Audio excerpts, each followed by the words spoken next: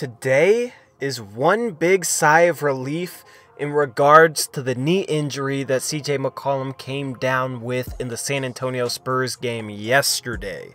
When he went down, I was fearing the worst. This was Wesley Matthews all over again. This was Greg Oden all over again. You know, we'd had some decent injury luck the past couple years, and of course it was going to come back and bite us, right? That was my mindset after that happened. Of course, we're having a great season. It gets ruined by an injury on a fluke play. I thought best case scenario would be an MCL strain, which would leave CJ McCollum out for at least 6 weeks, which would mean he would have missed the first round of the NBA playoffs. But it's not even that bad. It's a popliteus strain? Popliteus? It's something like that. It sounds like the name of a dinosaur, not a muscle, but that's apparently what he strained. I've never heard of a popliteus strain. I'm probably pronouncing that as well as Charles Barkley pronounces Jonas Valanciunas. Jonas Valanciunas, is that it?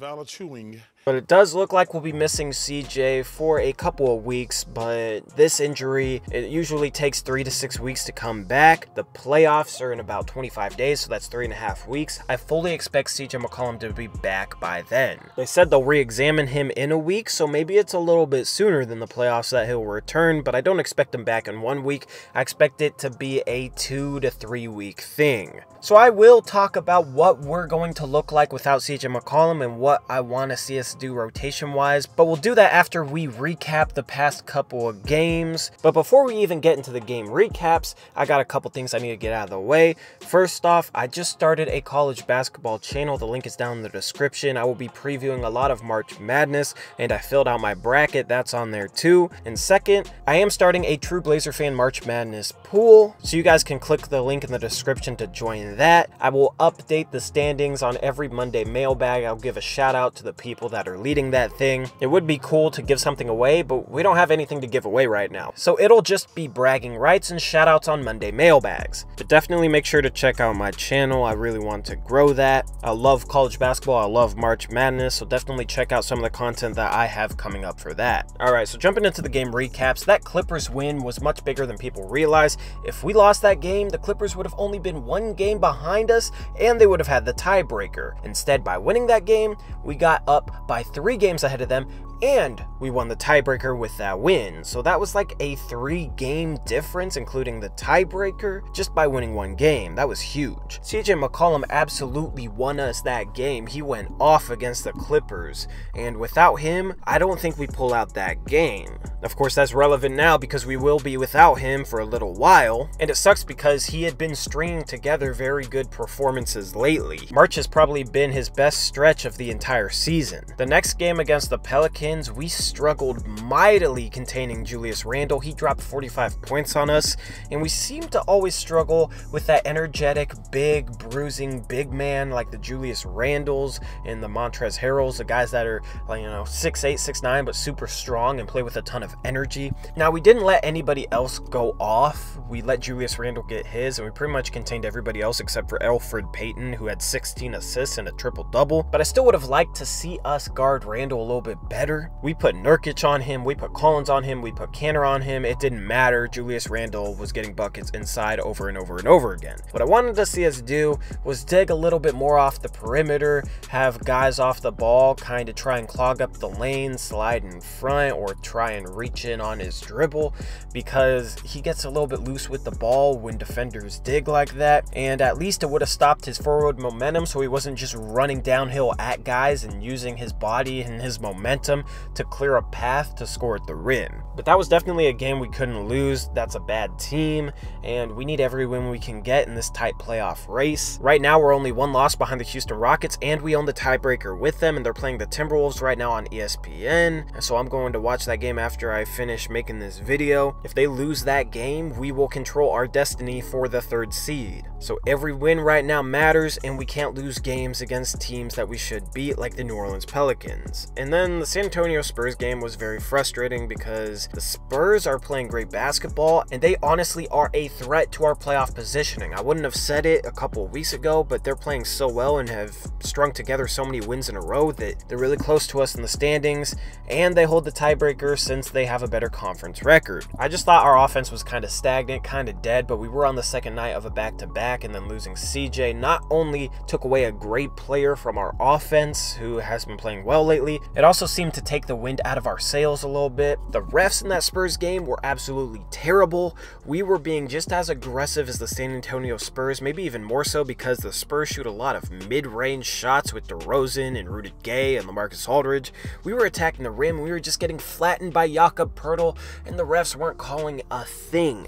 Jakob Poeltl could have easily ended CJ McCollum's season, and they didn't call a foul for him landing on CJ McCollum. He wasn't getting called for the things that refs love to call Zach Collins for. If Zach Collins could get away with what Jakob Poeltl did with the Spurs last night, Zach Collins would be the best rim protector outside of Rudy Gobert. That's just how much leeway Jakob Poeltl was given by the refs in that game. The refs have been very frustrating lately, and I don't normally blame the refs on these videos, but they had such an impact on that game that if they refed it fairly, I think we could have won. I mean, they shot 30 free throws to our 14, and I know some of those were in garbage time, but still, when we were more aggressive going downhill and they shot double our free throw amount, that's kind of crazy, especially with how physical they were playing. Patty Mills was abusing Damian Lillard on the perimeter, and not abusing him with good defense, he was abusing him with fouls. But now we just got to move on and look ahead to the Indiana Pacers that are coming in tomorrow night. So what will we look without CJ? First off, I think we're going to start Rodney Hood, and I actually like his fit in the starting lineup because he can create plays for others just about as well as CJ can,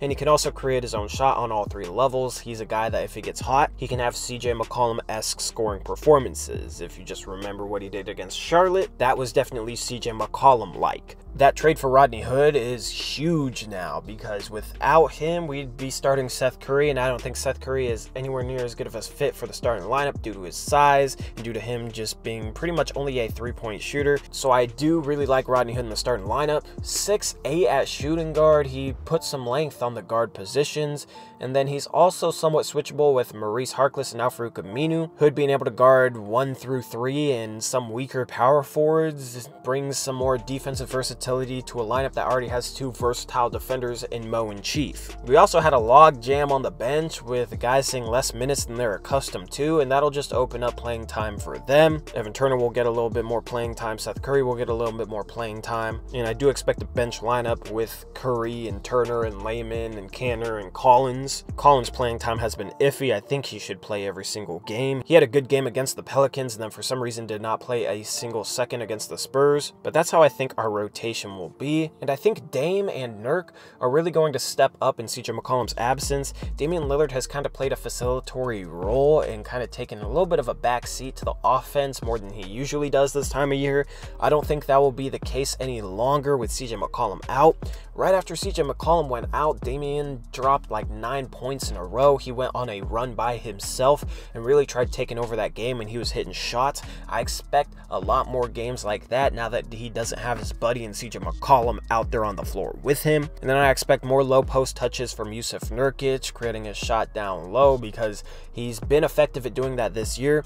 He just doesn't get enough touches because he has 2 star guards. Now that he only has 1, I do expect his touches to increase, and hopefully he'll be able to take advantage of it. But if Rodney Hood can continue to play with the confidence he has lately, and he can continue to put out better and better games, then I honestly still think we can compete with pretty much any team in the NBA.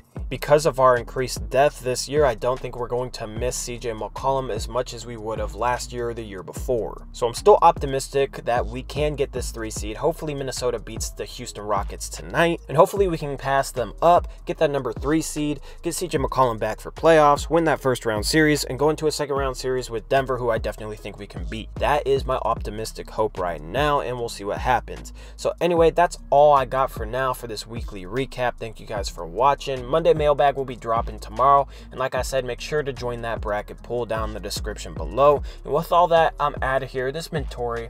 Peace out, True Blazer fans. Go Blazers.